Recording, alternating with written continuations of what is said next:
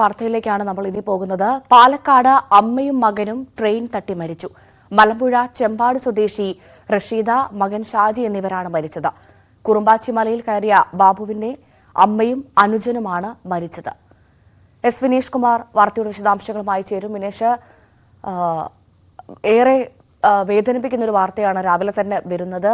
രണ്ടുപേർ, അമ്മയും മകനും ട്രെയിൻ തട്ടി മരിച്ചു എന്നാണ് പറയുന്നത്. എങ്ങനെയാണ് ഈ അപകടമുണ്ടായത്? അപകടം തന്നെയായിരുന്നു ഇത്?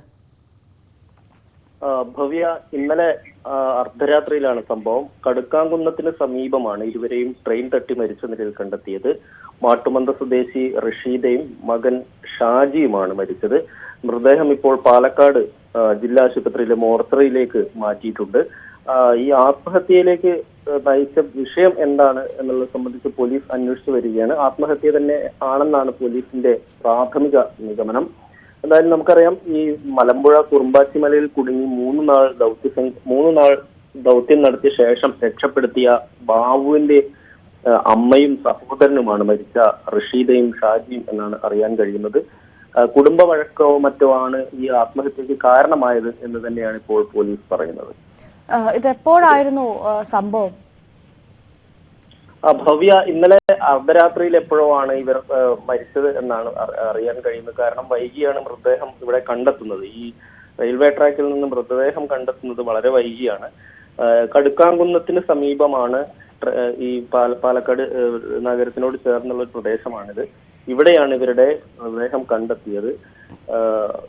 ഇവരെ അവിടെ നിന്ന് വീട്ടിൽ നിന്ന് അങ്ങോട്ട് നടന്നു വന്നതാവാം എന്നാണ് പോലീസ് പറയുന്നത്. എന്തായാലും ഇതിന്റെ പ്രാഥമിക നടപടികൾ പോലീസ് എന്തായാലും ആരംഭിച്ചിട്ടേ ഉള്ളൂ. ഒപ്പം തന്നെ പ്രാഥമികമായ അന്വേഷണവും പോലീസ് ആരംഭിച്ചു കഴിഞ്ഞിട്ടുണ്ട്. എന്തായാലും നമുക്കൊരു അല്പസമയത്തിനകം തന്നെ കൂടുതൽ വിവരങ്ങൾ നൽകാൻ കഴിയുമെന്ന് വിശ്വസിക്കുന്നു. ഇതൊരു അപകടമല്ല, ആത്മഹത്യയാണ് എന്ന് തന്നെയാണോ പോലീസ് പറയുന്നത്?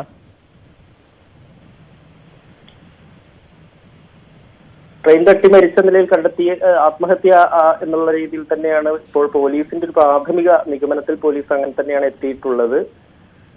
ആത്മഹത്യ ആവാനുള്ള ഒരു സാധ്യതയിലേക്ക് തന്നെയാണ് പോലീസ് വിരൽ ചൂണ്ടുന്നത്. എന്തായാലും ഇതിൽ ഒരു 100% ഒരു ഉറപ്പിക്കാൻ കഴിയില്ല എന്നും പോലീസ് പറയുന്നുണ്ട്. പക്ഷെ പോലീസിന്റെ ഒരു പ്രാഥമിക നിഗമനം മാത്രമാണ് ആത്മഹത്യ എന്നുള്ളത്. അതിന്റെ കാരണം എന്താണ് എന്നുള്ളത് സംബന്ധിച്ചൊന്നും മറ്റു കാര്യങ്ങളൊന്നും എന്തായാലും വ്യക്തമല്ല.